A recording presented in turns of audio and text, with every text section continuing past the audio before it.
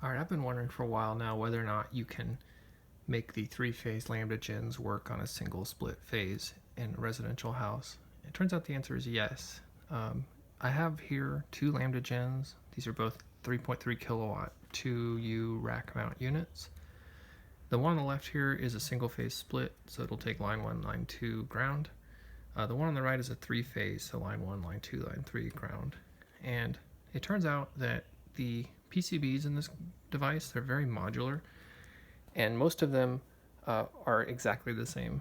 In fact, 1, 2, 3, 4, 5, 6, 7 of the 8 PCBs in this thing are identical in the single phase and three phase versions. So what we're going to do is we're going to look at the differences between the two and then show you how you can actually pretty easily modify a three-phase unit to work with one phase. You cannot modify a one-phase unit to work with three. And it definitely begs the question, and we'll prophesize about it a little bit, why they actually have a different PCB here. So this 8th PCB is the power input PCB, and you can see that they're very similar. The single-phase version, because it's only a single phase, only has one cap on each of these. This is just an LC, LC, LC. Really, it's a CL, CL, C. On the three-phase, of course, because you have three phases, it's kind of out of view a little bit, but you've got a three-phase capacitive network between each of the phases, and then you've got an inductor here that's triple wound instead of double wound. So you can see over here we've got a double wound, triple wound. This is to get rid of some of the magnetics, the back EMF that would be coming through, and to keep your power factor great. You can see here again, you know, instead of these two caps, we've got three. We've got a little resistor network here between all the phases as a snubber. Here we've got just two resistors and two caps, and here we've got 6 resistors and 3 caps, just because of the way it works. And then you can see we have 3 fuses for 3 phases versus 2. I will note the fuses I have in here right now are not the fuses that it's rated for. The OEM fuse is a 20 amp fast acting fuse. Because I was experimenting, I have a 3.5 amp fuse because I don't want to pull 6 kilowatts in my testing. I'd rather pull 600 watts or whatever. Obviously a fuse is not going to blow eventually at 3.5 amps. It's going to take a second, but it's a little bit faster acting. So let's look at the actual changes you need to make. The first thing you need to do, if you look at the, this is what I call the analog control board here. They're identical boards, and they're the same on all the models. You can see that this guy has 2 disconnected connectors over here, and this guy has 2 as well, but they're slightly different. This is a 4-pin versus a 2-pin. This is a superficial difference only. You can see that Lambda is really only even using 1 connector in some cases. This is to make it easier for the assemblers to know where they're plugging into. This is an older version board here. I imagine sometimes the assemblers were connecting here instead. So this is what I call the tattletale circuit. This is what tells the Lambda if any of these fuses are blown out. You can see we have them here as well. And they also are monitoring the input voltage. Again, as an analog board here, this guy's backfeeding. You can see we have an isolation circuit here. So this is our high voltage side, and here's our actual optical isolation bridge. This is just telling us, yeah, we have power or we don't have power. So the cool thing is they've actually labeled it pretty well to where it was actually very easy to reverse engineer. The first thing we need to do is we're going to go into one-phase mode here. I want to point out, if you don't do all of these steps, the behavior is kind of undefined.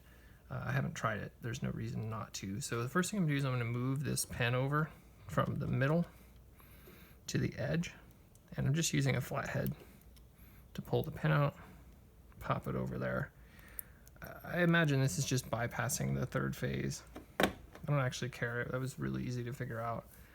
The next thing we're going to do is we're going to unplug phase 1. So I'm calling it A. Line 1 is A. And these wires are pretty tight. So I'm using a pair of needle nose pliers here. We're going to unplug this guy. And it's real important that you actually do line 1 and not line 2 or line 3. That's because the bridge rectifiers here, they have full wave bridge rectifiers. And we run line 2 to this guy and line 3 to that guy. If we only use line 1 and line 2, then all of our power has to go through this rectifier. If we use 1 and 3, then all of the power has to go through here. If we use 2 and 3, then half the power is split between the two. These rectifiers can definitely handle this current. In fact, if you look at over here, they're using the same, oh man, it's all out of frame. Well, whatever. It doesn't really matter. So next thing we're gonna do, we've disconnected the connector here. That's the end of story time. Now we're gonna pull out this fuse. This is a safety issue. We don't want to back drive line 1. This is not hard to remove them earlier. Okay, so glass fuses, you shouldn't pull them out with pliers because you can break them, but do as I say, not as I do. So we're gonna pull line 1 out. That keeps us from hard driving line 1 in the back in case you like want to stick your pinky into line 1 and electrocute yourself. Of course, we do still have these flyback induction coupling and capacitor couplers, so you could still maybe electrocute yourself if you were touching L1 in the back. Don't do that, it's silly, come on. So the last thing we need to do is, if you look at, again, what I'm calling the tattletale circuit here, all the wires are the same, and that's because three-phase power doesn't really, you don't care what the phases are unless you are spinning a motor one way or another. In our case, we're not spinning a motor. We're immediately bridge rectifying to DC. We don't give a rat's ass about the three-phase system. So we have these 3 blue wires here. We need to make sure that we have the phase line 2 and line 3, so phase B and phase C, they need to be hooked up to the connectors marked CN401 and CN402. And so what we're gonna do is we just have a continuity meter here. We're gonna rake it along and we're gonna figure out which one is connected to what. Again, the installers here, they don't care. They're just plugging in 3 cables because it doesn't matter what the 3 phases are. So you can see that one of these is wrong. Well, not wrong, but for our purposes, it's not in the right position. So we need to move CN103 to either 403 to either CN401 or CN402. It cannot be in CN403 or the tattletale circuit's going to think the power is turned off, which is silly because it will actually be on. I've lost my screwdriver. Well, so what I'm going to do is I'm going to unplug this guy, and I'm going to use the DMM because I lost my screwdriver to unplug that. And we also need to check this guy here, and that is probably not touching. Let's try again. Okay, so we're going to basically disconnect the CN401 connector. There is writing on the side of this. I think this is some Arabic language for numbers. I don't quite understand why that would be there. So we're going to basically just put that guy right there. And then again, just to make sure, we need one of these connectors to be hooked up to CN401, which maybe I've messed up. Let's see. I guess I have. Okay, I'm gonna just pop you back there for a second. Sorry, gang. Free videos. Okay, so this guy is still wrong. That's why you double check. That guy's right, so we need to unplug this. I think I swapped the same connector for itself. And we're gonna put you over there. So now we'll just do one more final idiot check here. Yep, there's that one. Here's this one. Cool. So at this point, we can take a standard 3-terminal line A, line B, or in this case, line 2, line 3, and ground. Ooh, those are sharp. And we're going to plug that into line 2, line 3, and ground. At this point, you can turn the unit on, and as far as this thing knows, it's a single phase 230 device, and it works without issue.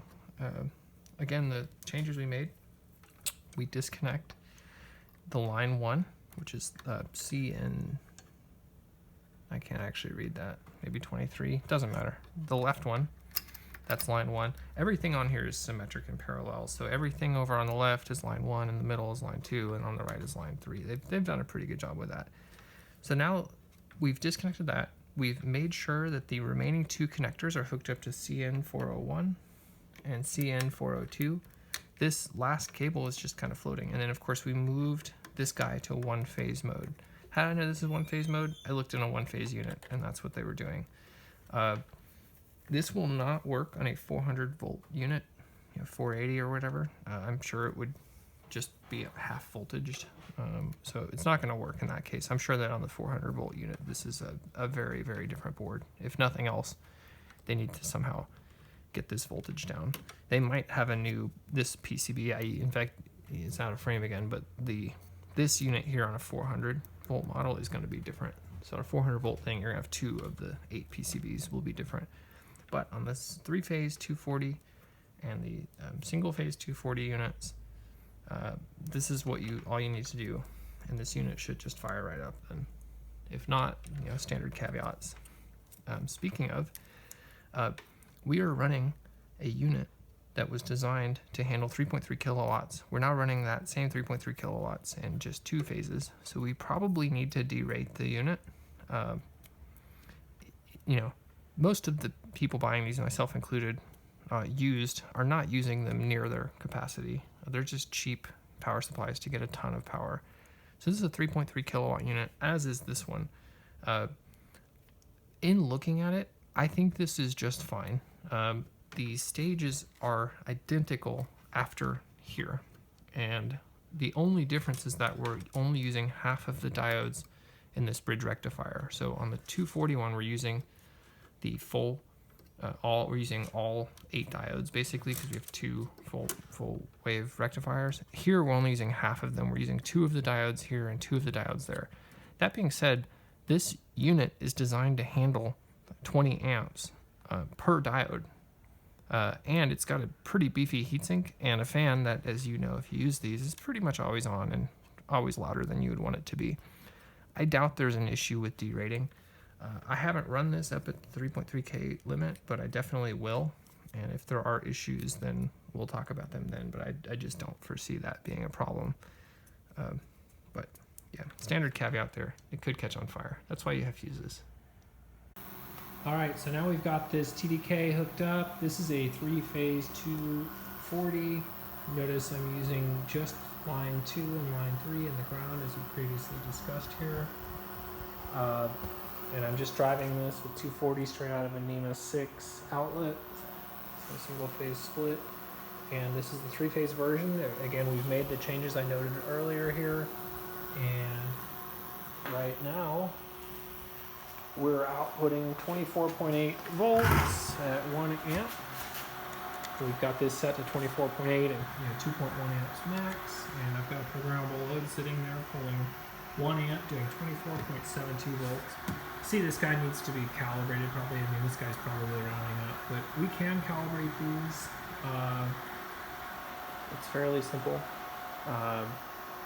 Anywho, yeah, if we hop up to 26.9 volts, there's 26.9 volts.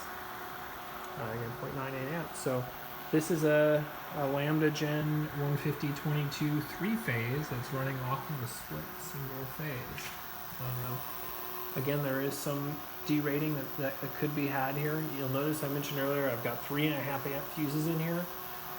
This is just for the testing purposes on this guy. I hadn't actually powered this up before. When I first got this one, it was a disaster inside. You can see it's still missing 2 FETs.